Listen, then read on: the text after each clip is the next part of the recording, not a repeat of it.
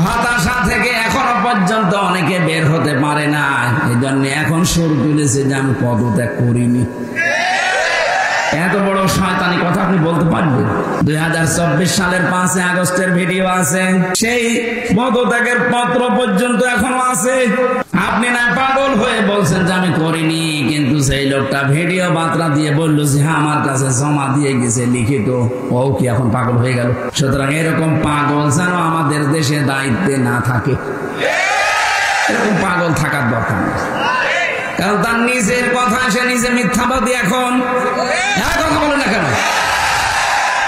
আমার রিমান্ডে নিয়ে আমার ওই সেই 9 সালের 10 সালের 12 সালের ভিডিও গুলো কাটিং করে করে 2 মিনিট 2.5 মিনিট আমার শোনাইতো। আগের কথাও নেই, পরের কথাও নেই, মাঝখানে এখানে প্রসাব করিবেন, না করিলে 50 টাকা জরিমানা। এরকম বিষয় দিয়ে দিয়ে আমারে যেমন মানসিক যন্ত্রণা দিয়েছিলেন, আমার মনে হয় যে মানুষগুলো এখন 24 সালের 5 আগস্টে বললেন যে এই যে পদত্যাগ পত্র সই করা, স্ট্যাম্প করা দুনিয়ার মানুষ দেখেছে, কত পত্রিকা, কোন টিভি মিডিয়া দেখেছে। হঠাৎ করে আপনাকে কোন পাগলে কামড়িয়েছে? এখন কোন কারণে আপনি এইটা বলছেন যে না আমার কাছে কোনো দলিল নেই? আমার মনে হয় না কেউ ঠিক আমার মতো রিমান্ডে নিয়ে এটা দেখানোর দরকার। এই দেখে এনা তার কাট সাট করা লাগবে না, আসলটা দেখালেই হবে। যে দেখেন আমারে তো এইটাই দেখে বলেছিল যে আপনি বলেছেন। হ্যাঁ বলেছি, কিন্তু আগের কথা কই? আমি তো কথা বলতাম তখন 1.5 ঘন্টা 2 ঘন্টা। আগের কথাও নেই, পরের কথা নেই, মাঝখানে 1.5 মিনিট 2 মিনিট হয়তো ওই রকম হয়ে গেল। শেষে প্রসাব না লাগলেও বলে আমি করি, 50 টাকা জরিমানা দেওয়া লাগবে। আমার মনে হচ্ছে ওনাকে এখন এরকম কোন পাগলে কামড়িয়েছে।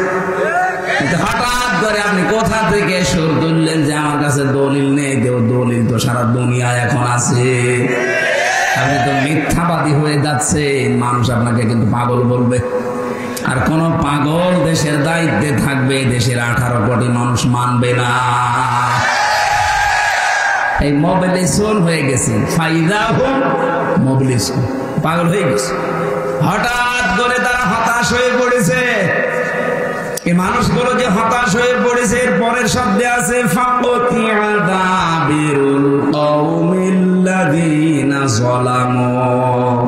আল্লাহ বলে জালেমদের শিকড় আমি কেটে দিয়েছি।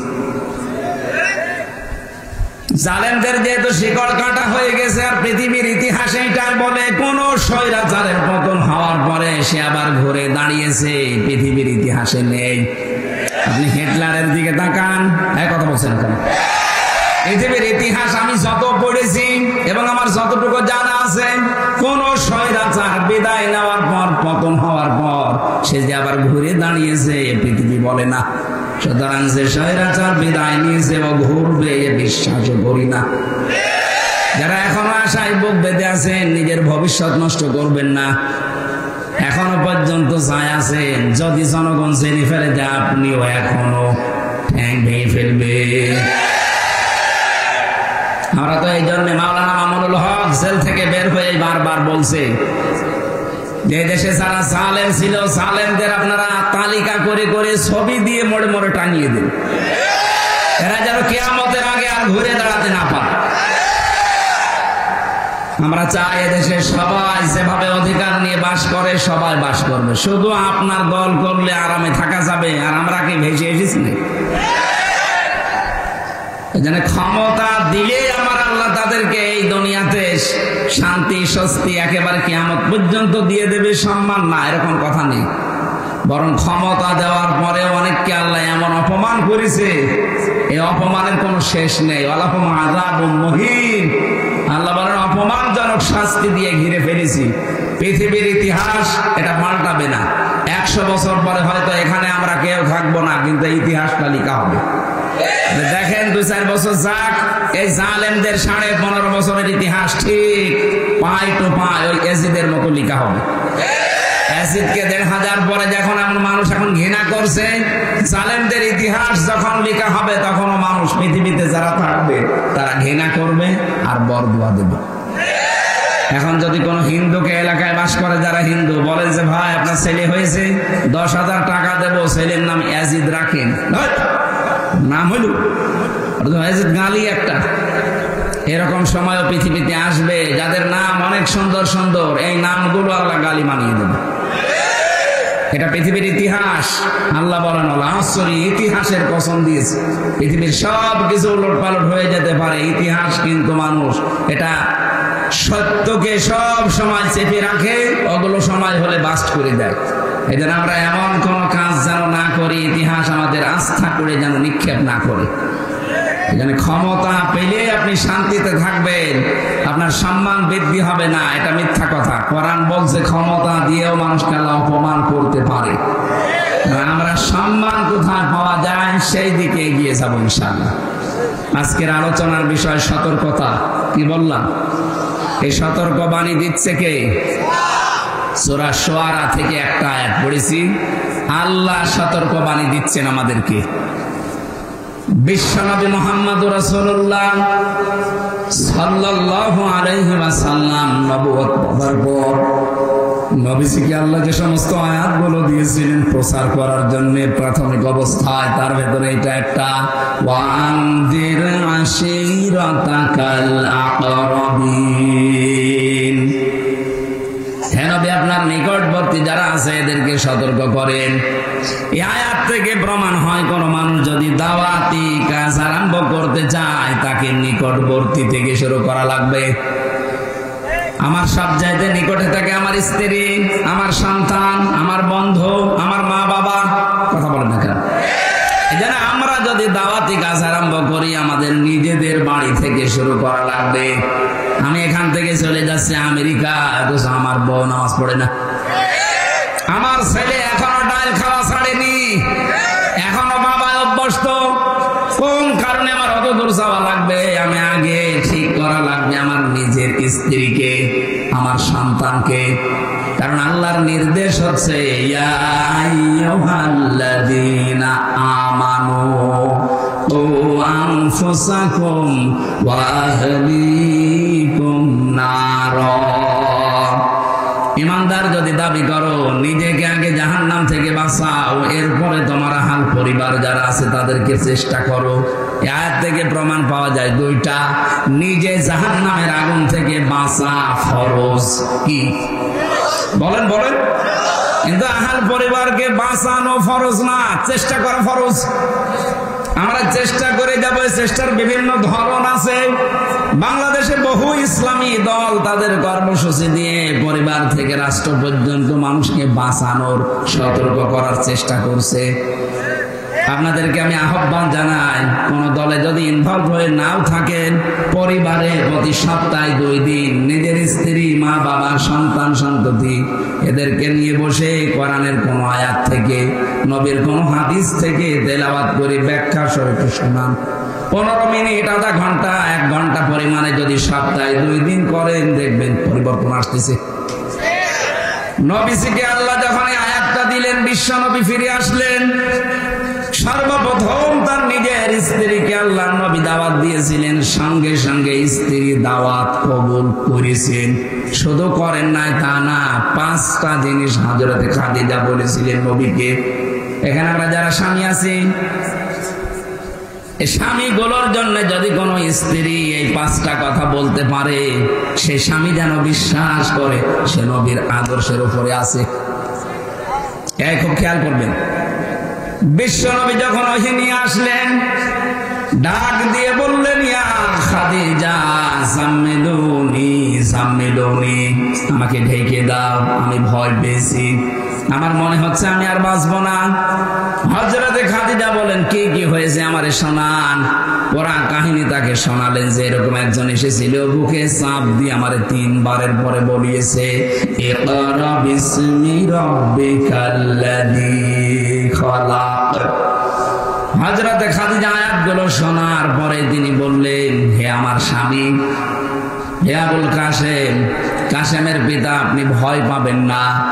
আল্লাহি মা ইখজিকাল্লাহু আবাদান। প্রথমের শব্দেই তিনি আল্লাহর কসম দিলেন। কাল্লা আল্লাহি, কখনোই না, কসম করে বলছি, কখনো আল্লাহ আপনাকে অপমান, অপদস্থ, ভয়, ভীতি দেখাতে পারেন না। শব্দের দিকে খেয়াল করেছেন, খাদিজা কিন্তু এখনো মুসলমান হয়নি, ইমানের দাওয়াতও পায়নি, কেবল কোরআনের একটা আয়াত শুনেছি মাত্র। কোরআনে কারিমের আয়াত শোনার পরে তার ভেতরে আল্লাহ এমন পরিবর্তন এনে দিয়েছেন, ওইরকম কঠিন জামানা যেখানে শিরক আর কুফরি দিয়ে ভরপুর পুরা জাতি, অথচ তিনি আল্লাহর নাম এতটুকু বাক্যে উচ্চারণ করে ফেললেন 2 বার। কাল্লা, কখনো না, আল্লাহি, আল্লাহর কসম, মা ইয়াখজিকাল্লাহু আবাদান, আল্লাহ কখনো আপনাকে অপমান করতে পারেন না। বলেন সুবহানাল্লাহ। আপনি বাইরের কর্মজীবন শেষ করে এসে বাড়িতে আসার পরে যদি আপনার স্ত্রী আপনাকে এই যে পরবর্তী যে কথাগুলো বলা হবে, এইগুলো যদি স্ত্রীর পক্ষ থেকে শুনতে পান, তাহলে বুঝবেন আপনি নবীর তরিকায় আছেন। এই যে যারা উঠে যায়, এরা কি একাধারে মানে পোশাক পায়খানার জন্য লাইন দিয়েছে নাকি?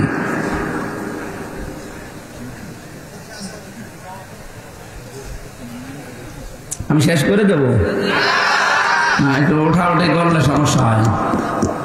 ওঠা যাবে না ভাই, আপনার একটু কষ্ট হলেও একটু সময় থাকেন। কালকের পরের দিন এখানে আপনি যতই মাইকিং করেন, এ মানুষ পাবে না। সুতরাং পরিবেশ যদি আপনার কারণে নষ্ট হয়, খুব বেশি প্রয়োজন না হলে উঠবেন না। দেখা যাচ্ছে একেবারে আপনার কাজ শেষ, তখন কিছু নিতে হবে। আর আমার মনে হয় যুবক মানুষ না ওঠায় ভালো।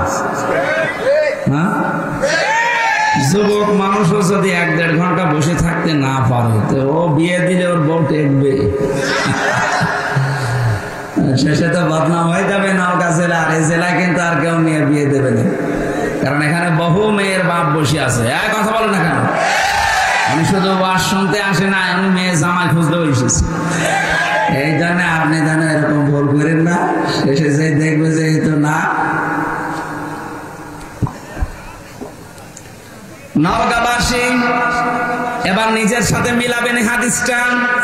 খাদিজাতুল কুবরা রাদিয়াল্লাহু তাআলা আনহা তিনি বলেছিলেন, হে আমার স্বামী, ইন্নাকা লা তাসিলুর রাহমা, আপনি তো রক্তের সম্পর্ক ঠিক রাখেন, আপনি তো রক্তের সম্পর্ক নষ্ট করেন না।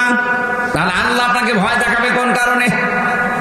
কোন জিন, ভূত, পরী যাই ভয় দেখায় মানুষদেরকে, কোনো কিছু আপনাকে ভয় দেখাতে পারে না, আমি বিশ্বাস করি। কারণ আপনি এই 15 বছর সংসারে আমি দেখলাম কোনোদিন রক্তের সম্পর্ক ছিন্ন করেননি। ও বাংলার মানুষেরা, এই পৃথিবীতে যারা রক্তের সম্পর্ক ছিন্ন করে না, যারা ঠিক রাখে, তাদের ভেতর থেকে আল্লাহ সব রকমের ভয় দূর করে দেয়। অথচ এখানে বহু হাসি বসে আছে, নিজের ভাইয়ের সাথে আজ 3 বছর কথা বলে না। কথা বলে না কেন? কারণ কি? ওই 1 বিঘত জায়গা নিয়ে মারামারি ছিল।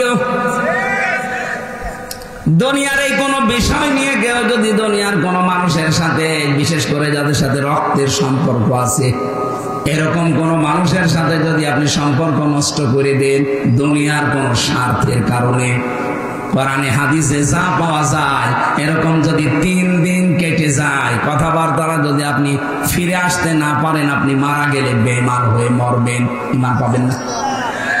অথচ দেশে বহু মানুষ 3 দিন না 30 বছর ভাইয়ের সাথে কথা বলে না। আমি কুষ্টিয়াতে 10 সালে যে ওসি সাহেবকে পড়াতাম, যখন আমাকে গ্রেফতার করেছিল পরের বছর, উনি আমারে বলতো মাঝে মাঝে যে আমার জীবনে বড় আফসোস, আমার দুঃখ, আমার নিজের আপন ভাই আমার সাথে আজ প্রায় 7 বছর কথা বলে না। কারণ কি? কারণটা হচ্ছে যে জমি ভাগ করার সময় মাত্র 1 বিঘত না 1 হাত জমি যেন একটু বেঁধে গিয়েছিল এই নিয়ে। অথচ এই ভাইটার জন্য ছোটবেলায় মাথার ঘাম পায়ে ফেলে কত কষ্ট করে কোলে কাকে পিঠে নিয়ে মানুষ করেছে। ওই কথাগুলো একটু মনে পড়ে না আপনার? আপনার স্ত্রীর কান পড়ার কারণে আপনার ভাইয়ের সাথে আপনার রক্তের সম্পর্ক আপনি নষ্ট করে ফেলেছেন। আপনি বিশ্বাস করে নিতে পারেন, বিভিন্ন ভয় আপনার মনে আল্লাহ ঢুকিয়ে দেবে। আমি কথা বোঝাতে পেরেছি? আল্লাহ যখন সব সৃষ্টি করা শেষ, তখন এই যে রেহেম বলা হয়, যেটা রক্তের সম্পর্ক, এইটা আল্লাহর কুদরতি যে মাজা আছে এটা চেপে ধরলেন, ডাক দিয়ে বলেন, রব্বুল আলামিন তুমি তো সবার জন্য সব করলে, তা আমার ব্যাপারে তুমি তো কিছু বললে না, আমার ব্যাপারে কিছু বলবা তো। আল্লাহ বলেন, তোমার ব্যাপারে আমার কথা হচ্ছে, দুনিয়া যারা সম্পর্ক তোমার সাথে রাখবে আমি তাদের সাথে আছি, যারা তোমার সাথে সম্পর্ক রাখবে না আমি আল্লাহ তাদের সাথে নেই। আপনি দেখেছেন বিষয়টা কত গভীর। যারা মানুষের সাথে সম্পর্ক রাখে না, বিশেষ করে রক্তের, নিজের ফুফু, চাচা, আপন ভাই, আপন বোন, মেয়ে, এই কথা বলছে না কেন? এই মানুষগুলোর যাদের সাথে সম্পর্ক ভালো না, তাদের মনের ভেতরে বিভিন্ন ভয় ঢুকিয়ে দেবে কে? এখানে এরকম চরিত্রের মানুষ আছেন, কারা হাত তোলেন তো? কোন এলাকায় ওয়াজ দিয়েছেন আপনারা? তো সব আল্লাহর ওলি বসে আছে।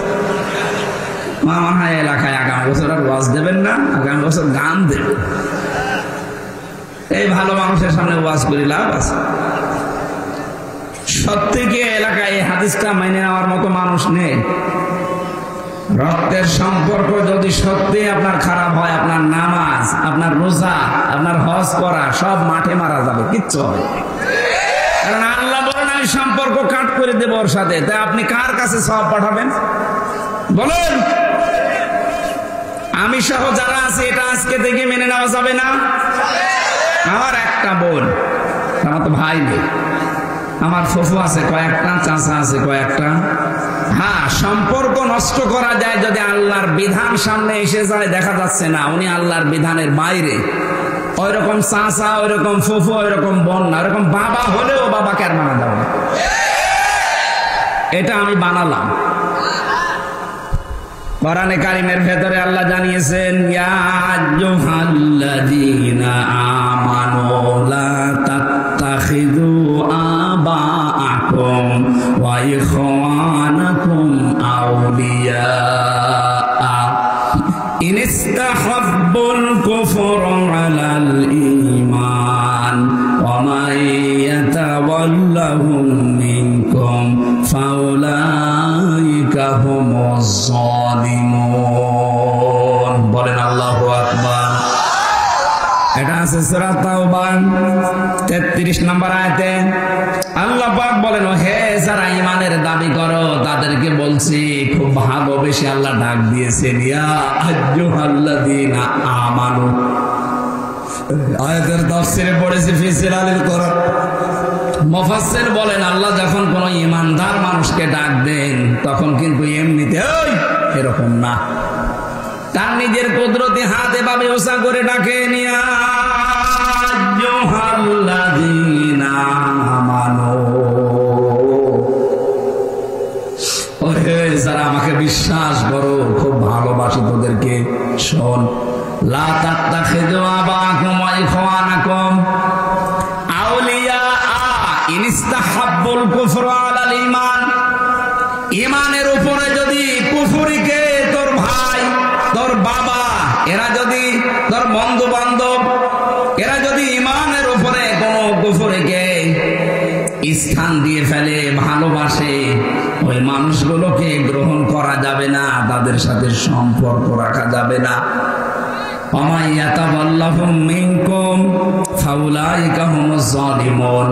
এরপরেও যদি আমার কথা ওভারটেক করে তাদের সাথে সম্পর্ক রাখে, আমি আল্লাহ বলছি ওই মানুষগুলো জালেম। কে বলছে? আপনি খেয়াল করেন, আজকে শুনতে যত সহজ মনে হচ্ছে, প্র্যাকটিক্যাল লাইফে মিলানো অত সহজ না।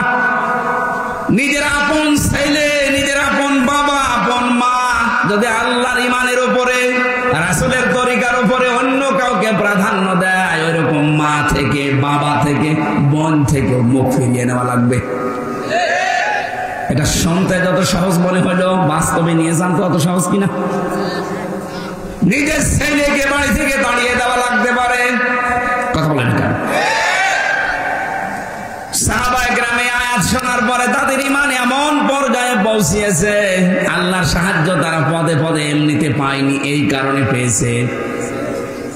কিতাবুন উনজিলা ইলাইকা ফালা ইয়াকুন ফি সাদরিকা হারাজুম মিনহু লিতুনযিরা বিহি ওয়া যিকরা লিল মুমিনিন। হে নবী, যে কিতাব আপনাকে দিয়েছি, এটা দিয়ে যখন মানুষদেরকে সতর্ক করবেন, তখন আপনার মনের ভেতরে কোনো সংকীর্ণতা, কোনো দ্বিধাদ্বন্দ্ব, ভয় ভীতি, সংশয়, সন্দেহ এগুলো যেন আপনার মনে জায়গা না পায়। তাহলে কোরআন আমরা যারা প্রচার করতে আসি, কে বেজার হবে, কে খুশি হবে, এইদিকে তাকাতে গেলে চলবে? বলেন, দেখা লাগবে আল্লাহর এই কথাগুলো যাদের সামনে আমি উপস্থাপন করার সুযোগ পেয়েছি, আমার ভেতরে যেন কোনো সংকীর্ণতা কাজ না করে। হারাজন শব্দটার ব্যাখ্যা করতে গিয়ে তাফসীরে মুফাসসিরিন ইকরাম দুইটা ব্যাখ্যা দিয়েছে। এক নম্বরে, হে নবী, আপনি যখন কোরআন প্রচার করতে যাবেন, দেখবেন অনেক মানুষ সেখানে বসা আছে যারা আপনার বক্তব্য না বোঝার কারণে এরা রাগ করবে, মন খারাপ করবে। এরকম মানুষ দেশে আছে। দ্বিতীয় হচ্ছে, যারা কোরআনে কারিমের আলোচনায় আসবে, তাদের ওই এলাকায়, তাদের ওই দেশে আবহমান কাল থেকে বহু নিয়ম নীতি মানুষ ইবাদত মনে করে পালন করছে। আপনি যদি কোরআনে কারিমের তাফসীর করেন, ওইগুলো তো টিকার কথা না, কারণ অধিকাংশ মানুষ বানানো ইবাদত করে আমাদের এই সমস্ত দেশগুলোতে। আমি প্রায় 43টা পেয়েছি। সুতরাং আমরা বানানো ইবাদতে যারা অভ্যস্ত, যেগুলোকে আমরা বেদাত বলি, কি বলি বলেন তো? এই বেদাত যারা করেন, যারা শিরিক করেন, কুফরি করেন, যারা জুলুম করেন, কোরআনে কারিমে তাদের পক্ষে বলার মতো কোনো কথা আল্লাহ দিয়েছেন? বলেন না কেন? এই জায়গায় সমস্যা নাকি? একটু তাড়াতাড়ি বসা লাগবে মুরব্বী, এটা 2-3 বার বলাও যায় না, খুব ঝামেলায় আছে। মোস্তাক ফয়জি ভাই কি একটা স্লোগান দিয়ে গেল, ছাতা এখন সারা দেশে, কাউকে মুরব্বী বলা যায় না। ঠিক আছে ভাই, একটু তাড়াতাড়ি বসেন ভাই। আমার শরীরের যে কন্ডিশন, ডাক্তার, এই যে 10-12 দিন আমি হাসপাতালে পড়েছিলাম, ডাক্তাররা বারবার জানাচ্ছে আপনার রক্তের হিমোগ্লোবিন নাকি যেন আছে, এটা কমে যাচ্ছে, রাত জাগবেন না, সর্বোচ্চ রাত 9টা-10টার ভেতরে যেন অনুষ্ঠান শেষ হয়ে যায়, এরকম অনুষ্ঠান কিছু নেবেন, মাঝে মাঝে গ্যাপ দেবেন। যেহেতু তো পারা যাচ্ছে না, আপনাদেরকে আমি সেই মাগরিবের পর থেকে এসে বলছি তাড়াতাড়ি করবেন, তাড়াতাড়ি করবেন, আপনারা দেরি করে ফেলেন। আগামীতে কোনো জায়গায় আশপাশে যদি আসে একটু তাড়াতাড়ি দেবেন, কারণ আমি শরীরকে আমার কন্ট্রোলের বাইরে চলে যাচ্ছে। আশা করছি কথা বন্ধ করেন, এখানে মোবাইলে যারা কথা বলেন একটু পরে বলুন না। তাহলে আমরা বলছিলাম, কোরআনের কথা বলতে গেলে যারা জুলুম করে তাদের পক্ষে কোনো কথা আছে? যারা বেদাত করে তাদের পক্ষে কথা আছে? এই মানুষগুলো এসে যদি বলে, হুজুর এমন ওয়াজ করবেন যেন আমার গায়ে না লাগে, আপনার গায়ে লাগবে কিনা আমি কি করে বলবো? আপনি যদি জালেম হয়ে থাকেন, মাস্ট বি আপনার গায়ে লাগবে, কারণ আপনার পক্ষে কোনো আয়াত কোরআনে নেই। যদি থাকে তাহলে আপনি বানিয়ে দেন, আমি ওইটার উপরে তাফসীর করছি। এই জন্য কোরআনে আল্লাহ যেই ফোর্সে সেই কথা জানিয়েছেন, তাফসীরুল কোরআন মাহফিলে আমরা চেষ্টা চালাবো। যেহেতু হারাজনের ব্যাখ্যা বলছিলাম, এই বানানো ইবাদতে যারা অভ্যস্ত, হে নবী আপনি কোরআন তাফসীর করলে ওইগুলো যখন টিকবে না, ওই মানুষগুলো তখন মন খারাপ করবে। কারণ তাফসীর মানে খুলে ফেলা। তাফসীর মানে কি? একটা আবরণ দেওয়া আছে, আবরণটা তুলে ফেললে ওর ওই পারে কি আছে এটা যেমন দেখা যায়। কোরআনে কারিমের সঠিক তাফসীর যদি সমাজে হয়, যারা অন্যায়কারী, যারা বেদাতকারী, যারা কুফর, শিরিক, বেদাত, জুলুমের অন্ধকার নিয়ে দুনিয়ায় আবরণ দিয়ে ঢেকে আছে, মানুষকে বুঝতে দেয় না, এই মানুষগুলোর আবরণ তখন খুলে যায়, জনগণ তখন বোঝে যে এটা জাতির সর্বনাশ কারণ। তখন আমি কি ওই মানুষের মন আর পাবো? ওরা তখন রাগ করবে। আল্লাহ এই জন্য বলেছেন, হে নবী কোরআন প্রচার করতে গেলে আপনি কোনো দিকে তাকাবেন না, আল্লাহর এই আয়াত সামনে নিয়ে আমরা কথা বলার চেষ্টা চালাবো ইনশাআল্লাহ। জানি এই পৃথিবীতে তিনটা প্রাণী আছে, এরা আলো ভালোবাসে না, অন্ধকার ভালোবাসে, পেঁচা, বাদুড় আর চামচিকা। এ কথা শোনেননি কোনোদিন?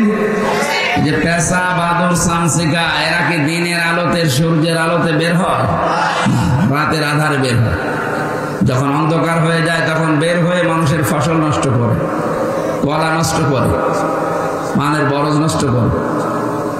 অন্ধকারে যদি বের হয়ে স্থির থাকতো হয়ে যেত না, আরো জিনিসপত্র নষ্ট করে মানুষের ক্ষতি সাধন করে। তাহলে এরা দিনের আলো, সূর্যের আলো এদের ভালো লাগে না, এদের রাতের অন্ধকার ভালো লাগে। এই জন্য এদের নামও এরকম, পেঁচা, বাদুড়, চামচিকা। নাম যা মনে হচ্ছে চেহারা খুব সুন্দর নাকি? কেউ যদি পেঁচা একবার দেখে ওকে মনে মনে ভাববে যে আল্লাহ আমার আরেকবার দেখাও। ওর নামও সেরকম, ওর চেহারাও এরকম। কি কথা বুঝতেছেন? এই জন্য এরা যেহেতু মানুষের ক্ষতি সাধন করে, যে মানুষগুলো এই পৃথিবীতে কোরআনের আলো, দিনের আলো, ইসলামের আলো সহ্য করতে পারে না, তখন তারা জুলুমের আলো, জুলুমের অন্ধকারের পথ, শিরিকের অন্ধকারের পথ,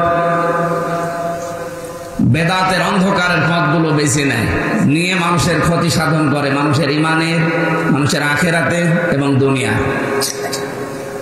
এদের সামনে কোরআনের তাফসীর করলে ওদের আবরণ ওগুলো খুলে চলে যায়। মানুষ তখন বোঝেছে এ তো সর্বনাশ করছে, তখন ওরা মন খারাপ করে, রাগ করেছে, না এর যেন আর এলাকায় আসতে দেওয়া না হয়। আমরা এটাই সারা দেশে দেখছি। তাছাড়া আমি আপনার কি শত্রু? কোরআনের কথা বলতে নিয়ে এসেছেন আপনি সেই কুষ্টিয়া থেকে, আবার ডিরেকশন দেন যে আপনি এটা বলবেন, এটা বলবেন, মানে কি? আপনি জানছেন যে হ্যাঁ এরকম কিছু আছে যেগুলো আমি ব্যবসা করে খাচ্ছি, এগুলো বন্ধ হয়ে যেতে পারে। আমার ভেতরে যে নেফাকি আছে, মুনাফিকি আছে, এটা হয়তো বন্ধ হয়ে যাবে। এ কোরআন থেকে বললে আমার সর্বনাশ হবে, এই জন্য আপনার রাগ হয়। আমরা এসেছি আল্লাহর কোরআন কারীম প্রচার করতে, সেইভাবে প্রচার করা দরকার। আল্লাহ জানিয়েছেন ওয়ানজির বিহিল্লাযীনা ইয়াখাফুনা, আল্লাহ পাক বলেন হে নবী আপনি এই কোরআনে কারীম দিয়ে ওই মানুষগুলোকে সতর্ক করেন, আইয়ুহশারু ইলা রাব্বিহিম লাইসা লাহুম মিন দুনিহি ওয়ালিয়্যুন ওয়ালা শাফীউন লাআল্লাহুম ইয়াত্তাকুন। যে মানুষগুলোর ভেতরে এই ভয় আছে যে কিয়ামতে আমাকে দাঁড়ানো লাগবে একজনের সামনে, তিনি কে? এই বিষয়টা যখন মানুষের ভেতরে 100% পয়দা হবে যে আমাকে কিন্তু দাঁড়ানো লাগবে আমার রবের সামনে, আইয়ুহশারু ইলা রাব্বিহিম লাইসা লাহুম মিন দুনিহি ওয়ালিয়্যুন ওয়ালা শাফীউ। সেখানে আমার সামনে, পেছনে, উপরে নিচে কোনো অলি, কোনো বন্ধু থাকবে না, কোনো সুপারিশকারী থাকবে না। এই চিন্তা ভাবনা যাদের ভেতরে আছে আপনি কোরআন দিয়ে তাদেরকে সতর্ক করেন। ফাযাক্কির ফাইন্নাদ যিকরা তানফাউল মুমিনিন। কোরআনে কারীমের আলোচনায় কাজ হবে, উপকার হবে ওই মানুষগুলোর যাদের ভেতরে ঈমান আছে। আল্লাহ পাক জানিয়েছেন ফাযাক্কির বিল কুরআনি মান ইয়াখাফু ওয়াঈদ। So admonition or by the Holy Quran, him who fears my threat.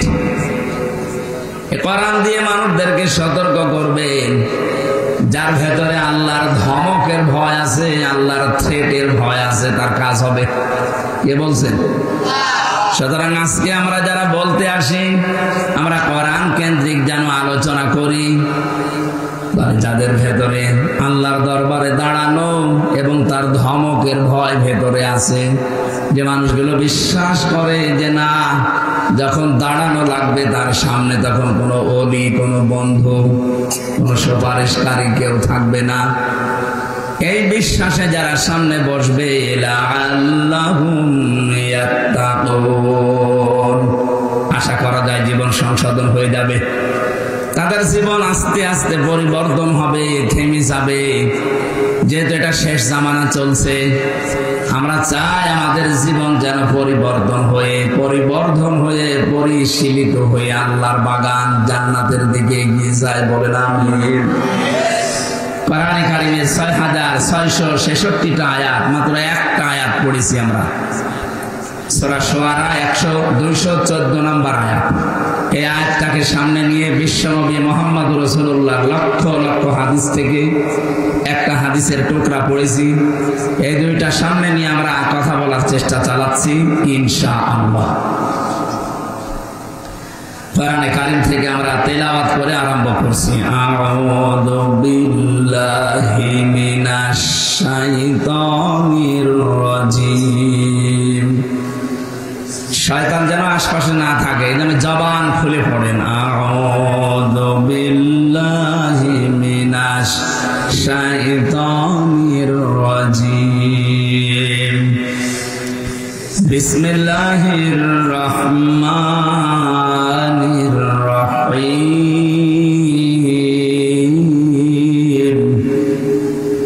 ওয়া আনজির আশীরাতাকাল আকরাবিন। সাদাকাল্লাহুল আযীম। কোরআন যে যত অ্যাক্টিভ ভাবে মনোযোগ সহকারে মনোনিবেশ নিয়ে শুনবে, আল্লাহ তখন তাকে তাড়াতাড়ি হেদায়েত দান করবে। এই জন্য যেহেতু আমরা আরম্ভ করছি কোরআন দিয়ে, খুব অ্যাক্টিভ ভাবে শুনবে। বিশ্বনবী মুহাম্মদুর রাসূলুল্লাহর চাইতে এত বড় সুন্দর ব্যাখ্যা দুনিয়ায় কেউ দিতে পেরেছে? কেউ পারবে কিয়ামত পর্যন্ত? তার এক একটা কথার ওজন কত দুনিয়ার চাইতেও ওজনওয়ালা বেশি ছিল। অথচ তিনি সবচাইতে বেশি জীবনে কথা বলেছিলেন বিদায় হজের ভাষণের দিন, মাত্র 27 মিনিট। কয় মিনিট? এই 27 মিনিটের ভেতরে এত কথা ছিল, কিয়ামত পর্যন্ত মানুষ শুধু চিন্তা ভাবনা করবে, এর কোল কিনারা পাবে না। আমরা ঘন্টার পরে ঘন্টা কথা বলি, আমাদের কথার ভেতরে কোনো মাল ম্যাটারেস নেই। এদের আমি বলেই যাই, আপনি শুনিয়েই যান না, এরকম আমরা করতে চাই না। আমাদের যারা দায়িত্বশীল, তিনি আমাদেরকে জানিয়েছেন যখন জনগণের সামনে কথা বলবেন, আসালি পাসারে উল্টা পাল্টা কথা বলে সময় নষ্ট না করে সরাসরি কোরআনে প্রবেশ করে মূল কথাগুলো যত তাড়াতাড়ি পারা যায় মানুষকে বোঝানোর চেষ্টা করে, মানুষকে আখিরাতমুখী করেন। ওয়াজ মাহফিল, তাফসীর মাহফিল, এইগুলোতে এসে রাজনৈতিক বক্তব্য থেকে একটু দূরে থাকা দরকার। আমাদের যারা দায়িত্বে আছে তাদের নির্দেশনা এটা আমরা মেনে চলবো ইনশাআল্লাহ। এখানে রুহের খোরাক এবং আখিরাতের পুঁজি যেন তৈরি হয়, সেই জন্য সবাই মিলে এই আয়োজনে ইনভলভ আছে নাকি? এটা কি শুধুমাত্র যারা ইসলামী আন্দোলন করে তাদের অনুষ্ঠান? বলেন। মানুষ পদবাচ্চে আমরা যারা বিবেচিত, অনেক হিন্দু পর্যন্ত আশপাশে দাঁড়িয়ে আছে, কারণ এই এলাকা হিন্দু অধ্যুষিত। ওয়াইন আহাদুম মিনাল মুশরিকিন ইসতাজারাকা ফাজিরহু হাত্তা ইয়াসমা কালাম আল্লাহ। আল্লাহ বলেন, হে নবী, মুশরিকদের কোন দল যখন, যারা আল্লাহকে বিশ্বাস করে না, কোরআনকে যারা বিশ্বাস করে না, এরাও যদি কোরআন শুনতে আসে, এর বাণী এত মধুর ভাবে আমি আল্লাহ বানিয়েছি, ওদেরকে আপনি নিরাপদে এটা শোনার ব্যবস্থা করে দেবেন। সুতরাং আশপাশে যারা শুনছেন, আপনি স্থির ভাবে আল্লাহর কোরআন শোনেন। এটা যেমন মুসলমানের জন্য, এটা অমুসলিমের জন্য। কালকে আপনারা জানেন পরিবারের 5 জন সদস্যর 4 জন এসে মুসলমান হয়ে গেল চাঁপাইনবাবগঞ্জ কানসাটি। ওর মাকেও বলেছিল, ওর মা বলেছে না, আমি এখন হব না। বাবা, 2 ছেলে 1 মেয়ে, 4 জন এসে কোরআনে কারিমের এই তাফসীর ওরা বসে বসে শুনছিল। 1 ঘন্টা 15 মিনিট কথা বলেছিলাম। এরপরে এসে বলছে, আমাদের ধর্মে আমরা আর থাকতে চাই না, শান্তির ধর্ম পৃথিবীতে একমাত্র ইসলাম, আপনি আমাদেরকে ইসলামে দীক্ষিত করান। কয়েকদিন আগে দিনাজপুরে হয়েছে 10 জন, এর আগে চাঁপাইনবাবগঞ্জ চুয়াডাঙ্গায় হয়েছিল 2 জন, এর আগে গাইবান্ধায় 1 জন। এভাবে মানুষেরা কোরআনের আশপাশে আসলে, এর সংস্পর্শে আসলে যেন মনে হচ্ছে যে এরা শান্তির ধর্ম পেয়ে যাচ্ছে। কারণ পৃথিবীর কোন ধর্মের ভেতরে শান্তি নেই। ইন্নাদ দীনা ইনদাল্লাহিল ইসলাম, এই যে সিলমন থেকে ইসলাম এসেছে, আল্লাহর কাছে মনোনীত জীবন ব্যবস্থা, ধর্ম যাই বলে শান্তি, এটা ইসলাম। এটা কি? টাকা পয়সা, অর্থ সম্পদ, ক্ষমতা থাকলেই মানুষকে আল্লাহ শান্তি দেবে, এ কথা কোনো জায়গায় দেয়নি। আরো জানিয়েছে যাদেরকে ক্ষমতা দিয়েছি এই মানুষগুলোকে অপমান করার সম্ভাবনা, অপদস্থ করার সম্ভাবনা বেশি। কুলিল্লাহুম্মা মালিকাল মুলকি তুতিল মুলকা মান তাশা ওয়া তানজিউল মুলকা মিম্মান তাশা ওয়া তুইজ্জু মান তাশা ওয়া তুযিল্লু মান তাশা বিয়াদিকাল খায়র ইন্নাকা আলা কুল্লি শাইইন কাদির। সূরা আলে ইমরানের 26 নম্বর আয়াতে আছে, খুব খেয়াল করে। আল্লাহ বলেন, নবী আপনি বলেন ক্ষমতার একচ্ছত্র মালিকানা আমি আল্লাহর। এটা আমরা বিশ্বাস করি তো, বলেন না কেন? এই আয়াত যারা বিশ্বাস করে কোরআনে কারিমের, তারা মরণের আগ পর্যন্ত কথা বলতে পারেন না যে ক্ষমতার উৎস জনগণ। ক্ষমতার উৎস জনগণ, এ কথা বিশ্বাস করেন কারা? হাত তোলেন তো। কয়েকজন, তাহলে ঠিক আছে, আমরা মনে হয় হিন্দু হব। আল্লাহ সূরা আলে ইমরানের 26 নম্বর আয়াতে বলে দিচ্ছে, আপনি এরপরও বিশ্বাস করেন না, তার আয়াত কি মিথ্যা মনে হচ্ছে? কুলিল্লাহুম্মা মালিকাল মুলক, আল্লাহ বলেন আপনি বলেন যে আমি কিন্তু রাজত্বের মালিক, যাকে ইচ্ছা তাকে দে, যাকে ইচ্ছা নামিয়ে দে। 2024 সালের আগস্টের 5 তারিখে ক্ষমতা থেকে নামিয়ে চরমভাবে অপমান করেছে, এটা কি ছাত্র জনতা না আল্লাহ? এটাও বিশ্বাস করেন? এটা আমরা তো এখন বিশ্বাস করছি, অথচ কোরআনে কারিমে 1500 বছর আগে আমার আল্লাহ এই সংক্রান্ত একটা আয়াত দিয়েছেন। সূরা আনআম 44 নম্বর আয়াত, ফালাম্মা নাসু মা যুকিরু বিহি ফাতাহনা আলাইহিম আবওয়াবা কুল্লি শাই। রব্বুল আলামিন বলেন, কোন মানুষ যখন আমি আল্লাহর নিষেধ আদেশ এগুলো ভুলে যায়, তখন তাদের শান্তি, স্বস্তি, তাদের প্রভাব প্রতিপত্তি আল্লাহ বাড়িয়ে দেওয়ার জন্য যত দরজা আছে সব খুলে দেয়। এখানে শব্দের দিকে খেয়াল করেন, ফাতাহনা, আমি আল্লাহ নিজে খুলে দেয়, এর ফাইল সরাসরি আল্লাহ। আবওয়াবা, বাবের বহুবচন আবওয়াব।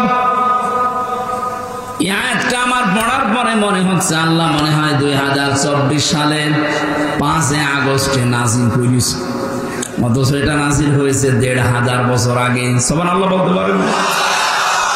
একটু খেয়াল করে দেখেন মিলছে কিনা। যখন মানুষ আল্লাহর আদেশ নিষেধ ভুলে যায়, তখন আমার আল্লাহ তাদের জন্য যত নিয়ামতের দরজা আছে, যত রকমের শান্তি স্বস্তি আছে সব খুলে দেয়। তাদের প্রভাব প্রতিপত্তি, ক্ষমতা, টাকা পয়সা সব বাড়তে থাকে। আপনি দেখেন 2006 সালে এই অক্টোবর মাসের 28 তারিখে এই বাংলাদেশে যখন জসিম ভাইয়ের মতো মানুষকে পিটিয়ে হত্যা করার পরে তার লাশের উপরে ড্যান্স দিয়েছিল, এটা শোনেননি কোনোদিন? দেখেননি?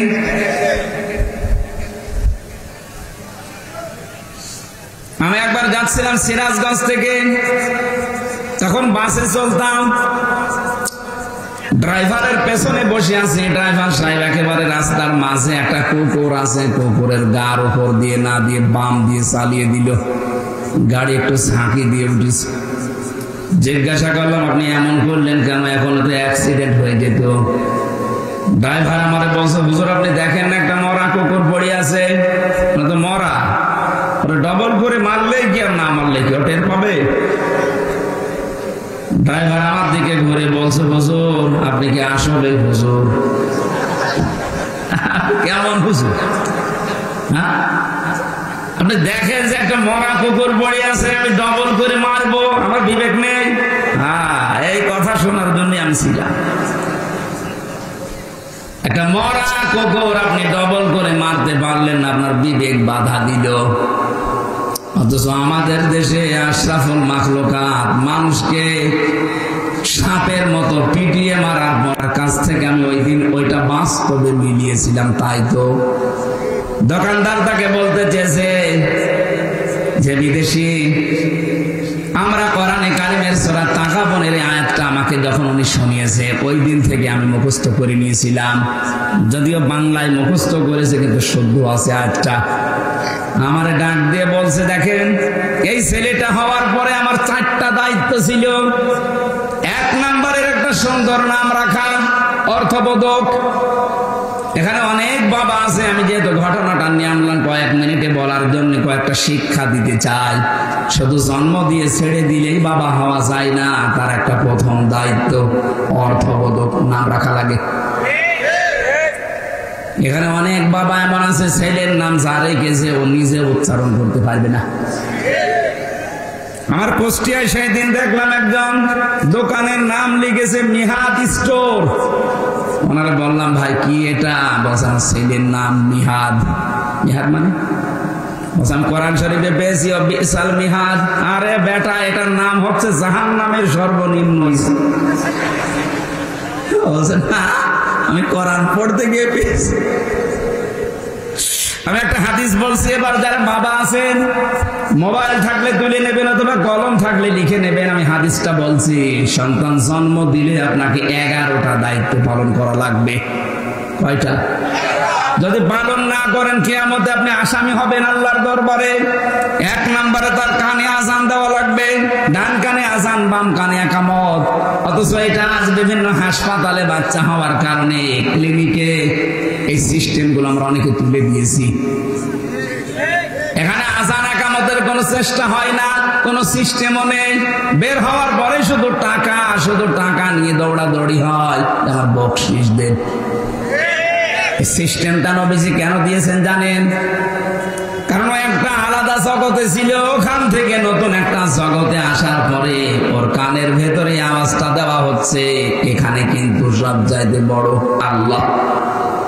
প্রথমে যদি তাকে আওয়াজ দিয়ে দুনিয়াতে বের করা হয় আল্লাহু আকবার, ও জীবনে কোনদিন আল্লাহর চাইতে অন্য কাউকে আর বড় মনে করবে না। আমাদের কানে অনেকের মনে হয় আওয়াজ পৌঁছায়নি। সিস্টেমটা চালু করে রাখবেন। 2 নম্বর তার একটা অর্থবোধক নাম রাখা। 3 নম্বরে তার আকিকা দেওয়া। সমর্থ থাকলে এটা যদি 7 দিনের সুন্নাত দিতে পারেন তাহলে বিপদ আপদ আল্লাহ দূর করে দেবে। আগত যে বিপদ আসতেছে এগুলো আল্লাহ দূর করবে। 4 নম্বরে তাকে কোরআন শেখানো। 5 নম্বরে 10 বছর হলে তাকে নামাজের আদেশ দেওয়া। 10 বছরের পরে আস্তে আস্তে তার বিছানা আলাদা করে দেওয়ার চেষ্টা করা। 10 বছর পরে ছেলে তার মায়ের কাছে আর থাকতে পারবে না, মেয়ে তার বাবার কাছে থাকতে পারবে না।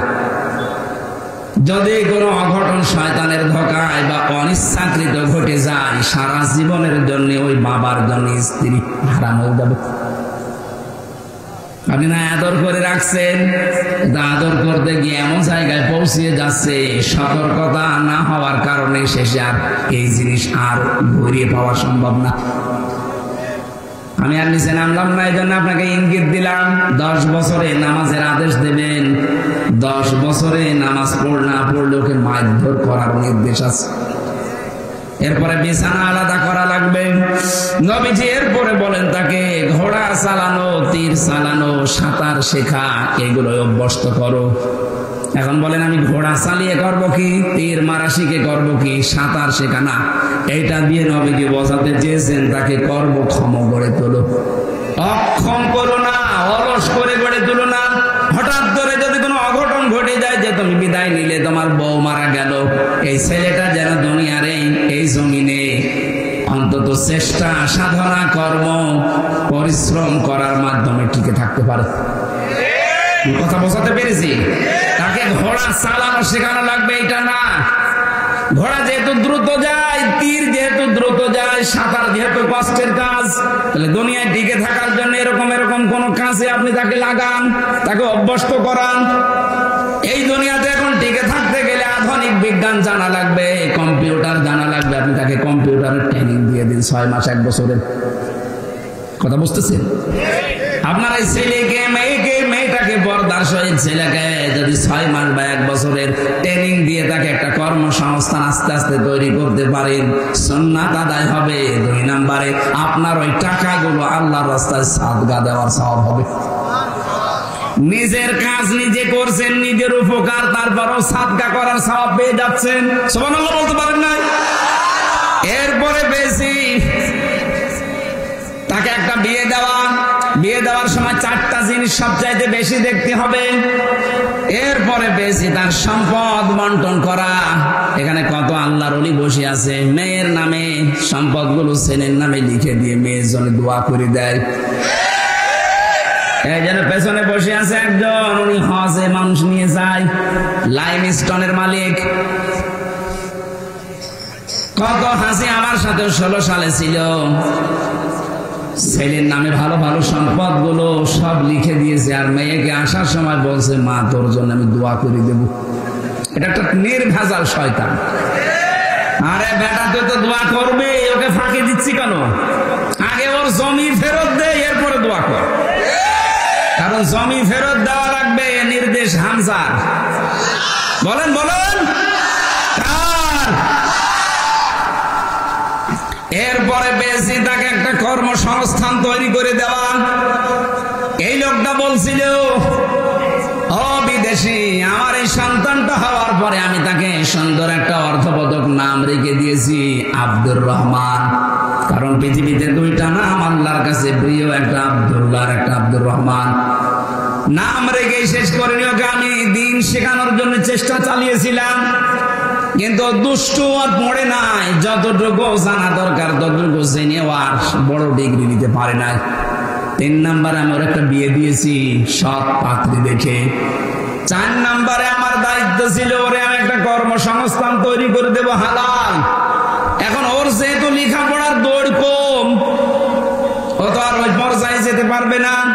আর আমার যা টাকা পয়সা আছে, এই টাকা পয়সা দিয়ে আমি ঘুষ ঘাস দিয়ে কোন চেয়ারে ওরে বসিয়ে দেব অবৈধ ভাবে, এটা আমার ইমানে মানে না।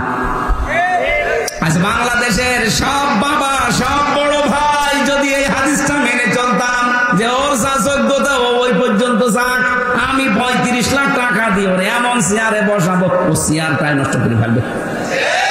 এই দেশে আমার মনে হয় কোন দুর্নীতি আর হতো না। এইটাই চাচ্ছি, যার যেখানে যোগ্যতা আছে আপনি তাকে ওই জায়গায় দেন। এমন মানুষকে আপনি দিচ্ছেন ঘুষের কারণে 35 লাখ 50 লাখ 1 কোটি টাকা দিয়ে একটা এসপি বদলি হতো আগে।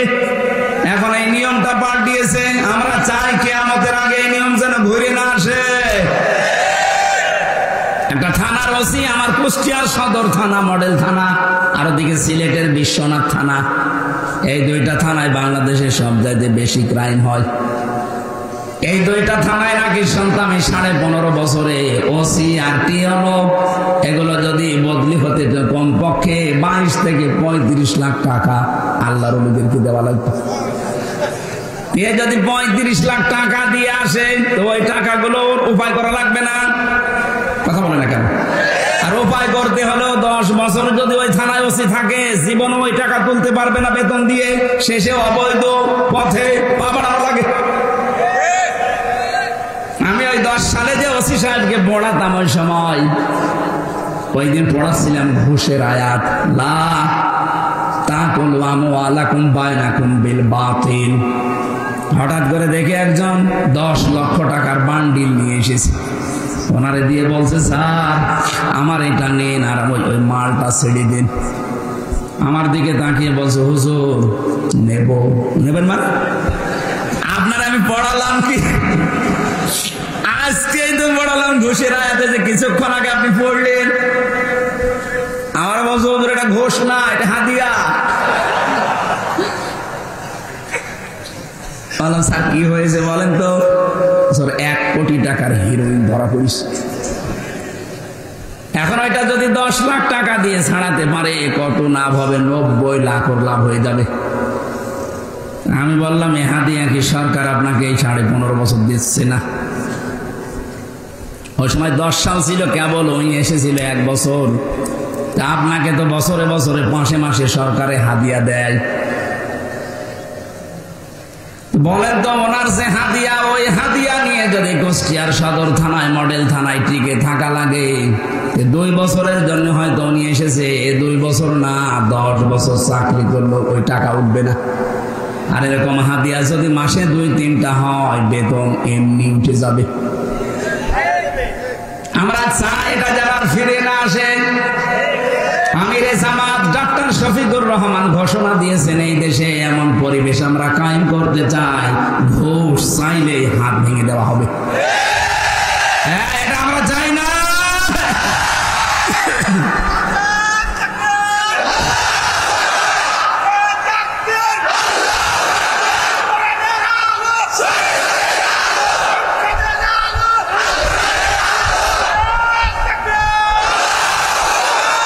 আলহামদুলিল্লাহ ভাই, এমন একটা সুন্দর দেশই আমরা সামনে দেখতে চাচ্ছি, যেই দেশে অন্তত ঘুষ থাকবে না। এটা যে কত বড় মারাত্মক কাজ। আমি ধরা পড়ার পরে আমার বাবার কাছ থেকে বলছে 10 লাখ টাকা দেন। মনে আছে আমার বাবার কাছে টাকা পাই, সেই টাকা আমি আরেকজন নিয়ে এসেছি, আবার পাঠিয়েছে 2 জনকে। বলবা যদি টাকা না দেয় তাহলে 50টা মামলা দেওয়া হবে। তাও এক জেলায় না, এক জেলায় এক একটা, প্রতিদিন খালি দৌড়াবে। তারপর আমার বাবা গ্রাম্য মানুষ, যে কোনো কায়দায় বিভিন্ন জায়গা থেকে ধার খরচ করে করে 8 লাখ টাকা শয়তানদের দিয়েছিল। ও শয়তানরা তাদের কথা ঠিক রাখেন, আবার মামলা দিয়েছে। টাকাটাও নিল, মামলাও দিল, 3 বছর জেলও বিনা কারণে খাটাইল, এখন পালিয়ে বেড়াচ্ছে। এখন আমি চাই যে ওদের এরকম 3 বছর জেল হোক, আর ওদের কাছ থেকে এরকম 8 লাখ 10 লাখ না 50 লাখ টাকা নেওয়া, কারণ ওদের টাকা তো সব অবৈধ টাকা। তাছাড়া এই অন্যায় বন্ধ হবে। আবার সামনে আবার যারা আসবে ওরাও কিন্তু এই শুরু করবে যে নে 10 লাখ নেই 20 লাখ। এই জন্য তো আমিরে জামাত এই ঘোষণা দিয়েছেন, এই দেশে এমন পরিবেশ তৈরি করতে চাই, ঘুষ চাইলেই যেন হাত ভেঙে দেয়। দোকানদার বলছে, ভাই আমার ছেলেটার যে যোগ্যতা, ওই যোগ্যতা অনুযায়ী কোন চেয়ারে ওকে বসানো সম্ভব না। এই জন্য আমার প্রতিষ্ঠানে হালাল কর্মজীবনে ওরে আমি লাগিয়ে দিয়েছি। যেই কয় টাকা বেতন পায় ওই নিয়ে ও আর ওর বউ চলতে পারে। অন্তত অবৈধ কোনো কাজ করে আমার বদনাম হবে, আমার আমল নামায় পাপের বোঝা ভারী হবে। আমি এইটা চাই না, কারণ এরা আমাদের শত্রু। এমন কোন কাজ আমি করব না যে ওর জন্য আমার আবার জবাব দেওয়া লাগবে কিয়ামতে। আমরা যদি দেশের মানুষগুলো আজ এইভাবে বুঝতাম আয়াত, আর এভাবে মানতাম, এদেশ থেকে এমনি আস্তে আস্তে দুর্নীতি দূর হয়ে যেত। কার জন্য আপনি এই করে যাচ্ছেন? কোরআনে কারীম বারবার সতর্ক করছে, আমাল হায়াতুদ দুনিয়া ইল্লা মাতাউল গুরুর। ও নওগাঁবাসী, আল্লাহ কিন্তু এই কথাটা বারবার কোরআনে দিয়েছেন। পৃথিবীর মানুষেরা, তোমার সন্তান, তোমার সম্পদ, স্ত্রী, মা বাবা, এমনকি দুনিয়ায় যত মানুষ আছে সব কিন্তু ধোঁকা। আপনার স্ত্রী আপনার জন্য ধোঁকা। আপনি কামাই করা বন্ধ করে দেখেন তো তার মন পান কিনা। আপনার মা বাবা আপনার জন্য ধোঁকা। যতই ভালোবাসুক, যতই জন্ম দিক, কামাই করা বন্ধ করে দেন তো। আপনার মা, আপনার বাবা বিদেশে আপনাকে পাঠিয়ে ভাবে যে আমার টাকা কামাই করা মেশিন। আপনি অসুস্থ হয়ে মরে যান, পড়ে আসেন, 2-4 দিন কান্নাকাটি করবে, এরপর আপনাকেও ভুলে যাবে। কারণ পৃথিবীর নিয়মটা আল্লাহ এভাবে বানিয়েছে। কার জন্য আপনি কি করে অবৈধ ইনকাম করে কি করবেন বলেন? এটা হাজী সেলিমের দিকে তাকান, ঢাকার অর্ধেক নাকি তার, অথচ এখন জেলখানায় পড়ে আছে আমাদের মতো। সেদিন আমার মামলার হাসিরা ছিল, এসেছিল কোর্টে, শিশুর মতো হাউমাউ করে কাঁদছে, তো কথা বলতে পারে না, নৌকা বলতে গেলে হৌকা বলে ফেলে, কথা ভালো বলতে পারে না, জড়িয়ে যায়। অথচ ঢাকার অর্ধেক শেষ, বৈধ হোক অবৈধ হোক ও সব করে নিয়েছে। কি হয়ে গেল এখন? তার যে সন্তানাদি 2টাই মাতাল, 2টাই আজে বাজে জিনিস খায়। চরিত্র বলতে কি আছে কিনা আল্লাহ জানেন। তার যে চরিত্র, এখন যদি যে মামলাগুলো দেখতে পাচ্ছি, কত মার্ডার মামলার আসামি সে, যদি ফাঁসি হয়ে যায় তো গেল, আর যদি জেল হয় যাবজ্জীবন 30 বছর জেল খাটা লাগবে। কি হলো তার সম্পদ? তার যে প্রভাব প্রতিপত্তি, পুরান ঢাকার সবই তার। কি হয়েছে? কিচ্ছু হয়নি। আপনার ওই কষ্ট কি আপনার বউ, আপনার ওই ছেলে, ওই মেয়ে এসে ভাগ নেবে? জেলখানায় একদিন তারা জেল খেটে বলবে যে আমি একদিন খেটে দিচ্ছি, দিলেও তো সরকার মানবে না। এ কথা বলে না কেন? এই জন্য কার জন্য আমরা কি করবো? কখনো ভুল পথে আর যেন আমরা আমাদের জীবনটা নষ্ট না করি। আমি সহ যারা আছি আমরা যেন এই কাজে আর ইনভলভ না হই। দুনিয়ার সব ধোঁকা, এ কথা হামসার বলেন। নবীজিকে আল্লাহ পাক এই আয়াত নাযিল করে জানালেন যে বলেন, সতর্ক করেন ওদেরকে পৃথিবীর এই ধোঁকায় পড়ে যেন আপনার আসল জীবন ভুলে না যায়। নবীজি আয়াতটা পাওয়ার পরে এসে ফাতেমাকে ডেকেছিলেন, ফাতেমা বলমা কুনতু বিদআম মিনার রাসূলি ওয়া আদরি মা ইয়াফআলু বি ওয়ালা বিকুম। হে ফাতেমা, আমি কিন্তু নতুন নবী রাসূল না, আমার আগে বহু নবী রাসূল দুনিয়ায় ছিল। আর সিস্টেম এইটা, দুনিয়ায় মানুষ আসবে চলে যাবে, আসবে চলে যাবে। আসল কাজ হচ্ছে দুনিয়ার এই ছোট্ট জীবনে আখিরাতের পুঁজি তৈরি করে কে কতটুকু নিয়ে যেতে পারে। আল্লাহর নবী জানিয়েছেন, আল কাইয়্যিসু মান দানা নাফসাহু ওয়া আমিলা বিমা বাদাল মাউতি। ওই লোকটাই আল্লাহর ভাষায় বুদ্ধিমান। এই পৃথিবীতে যেই লোকটা নিজে আখিরাতের জন্য কাজ করে আর আল্লাহর উপরে ভরসা করে। ওয়াল আজিজু মান তাবা নাফসাহু হাওয়াহা তামান্না আলাল্লাহ। ওই লোকটা বড় নির্বোধ, বড় পাগল, আখিরাতের কোনো কাজ কারবার তার নেই, আন্দাজে ভরসা করে আছে আল্লাহ আমারে মাফ করে দিবে। সুতরাং আমরা এরকম কোন পাগলামি আর করতে চাই না। সতর্কবাণী যখন এসেছে আমরা সতর্ক হব। অন্তত এই হিন্দু অফিসার যেটা বোঝাতে চেয়েছিল, আমি ওই দিন অন্তত বুঝে ফেলেছি যে পৃথিবীর সব ধোঁকা। 3টা বছর আমি জেল খাটলাম, আমার মা বাবা, আমার স্ত্রী, সন্তান আদি কেউ আমার এই কষ্টের ভাগ নেয়নি। বাইরে কাছে কি হয়তো তারা কান্নাকাটি করেছে এতটুকুই, কিন্তু আমার উপর যে ঝড় বয়ে গেছে ফাঁসির কন্ডেম সেলের ভেতরে, রিমান্ডে আমার 11 ঘন্টা টাঙিয়েছে। এই যে কষ্টগুলো কেউ নেয়নি। আর যে খাবার দিত, কুকুরেও খাবে না, পচা ছোলা দিত সকালে, দুপুর বেলা খাবার দিয়েছে, মনে হচ্ছে কেউ মাখিয়ে দিয়েছে, খেলে খান, না খেলে ওইভাবে থাকেন। রিমান্ডে যতদিন ছিলাম ঠিক এইভাবে ওরা কষ্ট দিয়েছে। একটা কষ্টের ভাগ 1 সেকেন্ড আমার বউ নিয়েছে, আমার মেয়ে নিয়েছে, মা বাবা যত ভালোবাসক নিয়েছে, কান্নাকাটি করেছে তারা। আমি এমন কোন কাজ যেন না করি আমার এই জন্যে কিয়ামতে আমারে ধরা খাওয়া লাগে। আমি যে কথাটা বোঝাতে যাচ্ছিলাম, বিশ্বনবী ফাতেমাকে ডেকে এইটাই বলেছিলেন যে নিজের কাজ কিন্তু নিজে করা লাগবে, আমার উপরে ভরসা করে লাভ নেই। কিয়ামতে এই প্রশ্ন তোমারে করা হবে না যে তোমার বাবা নবী ছিল, তোমার মাফ করে দিলাম না। নিজের কাজের উপরে মেসেজ করে যেহেতু বিচার হবে, আমার পরিচয় কোনো কাজে আসবে না। নিজের কাজ নিজে করে দাও। বাংলার মুসলমানেরা, নবী নিজে যদি নিজের মেয়েকে সতর্ক করতে পারে, আমরা তো অনেক দূরের মানুষ। কথা বলেন না কেন? আমরা নিজেরা একটু পরিবর্তন আজকে থেকে হওয়ার চেষ্টা করি। আরে ভাই, এখানে 100 বছর পরে কেউ থাকবেন না, নতুন মানুষ আসবে এখানে, এ জমিন আবার নতুন করে চাষ হবে, আর আমরা সবাই মাটির নিচে। কি হবে? খালি খাচ্ছে, দাচ্ছে, সম্পদ জমা করছে, পায়খানা করছে, কয়েকদিন পরে মরে গেলে শেষ। নবীজির স্ত্রী খাদিজাতুল কুবরা 2 নম্বরে বলেছিলেন, স্বামী আপনি ভয় পাবেন না, কারণ আপনি তাকসিবুল কাল্লা। এদিকে তাকান, এই শব্দটা গুরুত্বপূর্ণ। তাকসিবুল কাল্লা, আপনি তো মানুষের বোঝা বহন করেন, সে ঋণের বোঝা হোক, কষ্টের বোঝা হোক, কর্মের বোঝা হোক, মানুষের বোঝা আপনি বহন করে হালকা করে দেন, এই জন্য আপনার ভয় নেই। অথচ বাংলাদেশের দিকে তাকান, কত মানুষ এই দেশে আছে, হাজারো মানুষের বোঝা বহন করা দূরের কথা, হালকা করা দূরের কথা, আরো বোঝা ভারী করে দিয়ে গেল। আপনি নাই পালিয়ে যে ভালো আছেন, কিন্তু কত মানুষকে আপনি বোঝা বানিয়ে দিলেন এই দেশের। এই যে যাদের আজ পা নেই, হাত নেই, চোখ নেই, অন্ডকোষ পর্যন্ত অনেকে রয়ে গেছে, এরা আজ পরিবারের জন্য বোঝা না। বলেন না কেন?